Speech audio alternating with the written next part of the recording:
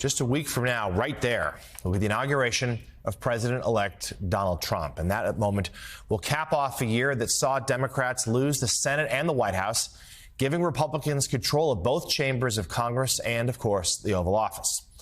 Now Democrats are looking for some new leadership, with 8 main candidates vying to succeed Jamie Harrison as chair of the Democratic National Committee.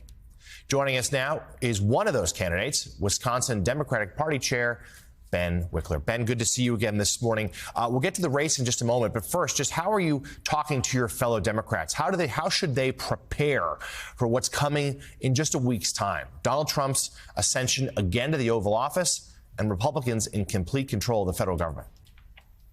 We should be prepared for an onslaught. This is a grave moment for the country. We remember 2017. That time, Trump came in without a real plan. Now Trump has a plan to rain down far-right extreme policies on working families across this country. And that means we need to be ready to fight. That means communicating everywhere across the country, across every platform. It means organizing on the ground right away. And there are elections like Wisconsin Supreme Court election on April 1st, like House special elections in Florida. All over the country, we're going to have fights where we can show that we're on the side of working people against a Trump administration that wants to divide folks so that he can rip them all off. And we need to be ready right now. So, Ben, that sounds a little bit like your closing argument for the DNC election and coming up in a couple of weeks. But talk to us as to why you think you're the right person for that job and what is clearly a pivotal moment for the party. Well, I think we need a vastly stronger Democratic Party, and we have to choose now whether to do more of what we've been doing or change. The other leading candidate in the race, Ken Martin, has been the head of building up state parties since Trump was first elected. He's been a vice chair of the DNC, and he hasn't done it.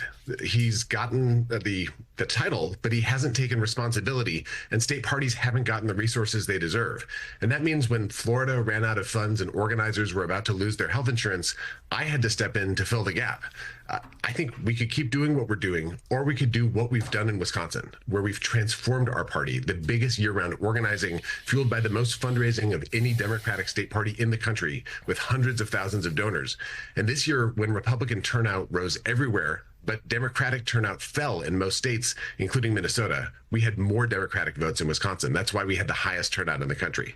So we could promote Ken Martin from vice chair to chair and get more of what we've had. Or if I'm elected DNC chair, we can bring the kind of transformation we've done in Wisconsin nationwide. And I think with the urgency of this moment, that kind of change is what we need. Ben, I've followed you fairly closely since around 2015 when visiting Wisconsin on research trips. You agreed to be interviewed and speak to us, and you indeed have kept up the intensity and the momentum every year, treating every year like an election year. But how do you replicate that to, you call it the 57 state and territory strategy? How do you go to, say, my home state in Mississippi and give more resources and more energy? How does the Wisconsin model transfer to these other states that are caught up in one-party rule, essentially? Well, the key is what happened in Georgia over a decade with Stacey Abrams leading the way, what they've done in Michigan with Lavora Barnes, with Anderson Clayton's work in North Carolina, each of those folks supporting my campaign. It takes a strategy in each state. It's not one 50-state party, 57-state party strategy. It's 50 state strategies and a strategy for each territory where you map out every fight and you build from one fight to the next. Once you have that plan, you can pitch it to folks, you can build the resources. And we've raised, again, more money in Wisconsin than any other state party in the country, each of the cycles that I've been chair. But folks want to invest when they see that you know how to build and win. And that's what we need at the DNC at this moment. It's not about dividing up the pie of what money is already there. Fundraising can fall off a cliff when you don't have a Democratic president. You need to be able to earn trust from people by showing that you can fight. Minnesota, we lost a state legislative seat. We lost the majorities. In Wisconsin, we flipped 14 state legislative seats this election cycle and reelected Tammy Baldwin. And now we're working on the Supreme Court race on April 1st. It is looking forward to the next fight, explaining what your strategy is, building transparency transparency, not sticking with the same folks who've made the same decisions that haven't worked out. It is building something new and innovating. That's how we've been able to do this in Wisconsin.